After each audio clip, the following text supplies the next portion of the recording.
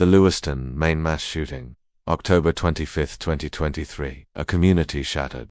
A terrifying night in Lewiston on the evening of October 25, 2023. Lewiston, Maine, typically a peaceful city, became the scene of the deadliest act of violence in the state's modern history. At approximately 6:54 p.m., gunfire erupted at Just-in-Time Recreation, formerly Spare Time Recreation, a local bowling alley, during a youth league event. Moments later, the chaos extended to Scamengie's Bar and Grill, just 4 miles away, where more lives would be lost. By the end of the night, 18 people were dead and 13 others wounded, leaving a deep scar on a close-knit community and a state known for its low crime rate. The shooter was identified as Robert Russell Card II, a 40-year-old Army reservist and certified firearms instructor.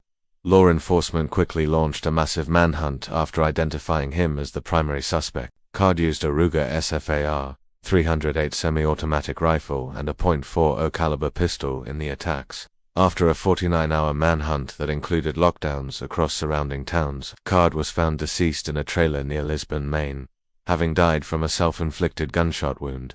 Victims and community impact. The victims ranged in age from 14 to 76, with many gathered that evening simply to enjoy time with friends and family. 4 of those killed were graduates of the Maine Educational Center for the Deaf and Hard of Hearing, a particularly painful loss for the deaf community in the state. Among the fallen were heroes. Bob Violet, a 76-year-old youth bowling coach, reportedly shielded children from gunfire.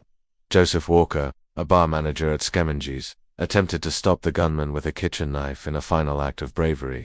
Emergency response and aftermath. The attack triggered one of the largest law enforcement mobilizations in Maine's history. A multi-agency response included shelter-in-place orders, school closures, and roadblocks across multiple towns.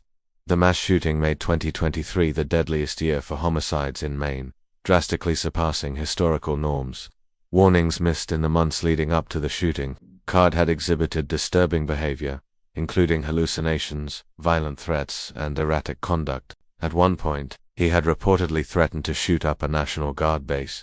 Despite these red flags, law enforcement failed to initiate Maine's yellow flag law, which allows for the temporary confiscation of firearms from individuals deemed dangerous. A state commission later concluded that this legal mechanism could have been used but was not. The U.S. Army also came under scrutiny for communication failures in addressing Card's mental health crises.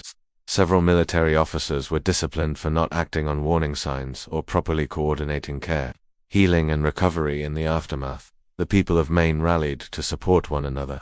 The Maine Community Foundation raised $1.8 million to assist victims and their families. The state also announced free public university tuition for survivors and relatives of those killed, a long-term investment in hope and healing.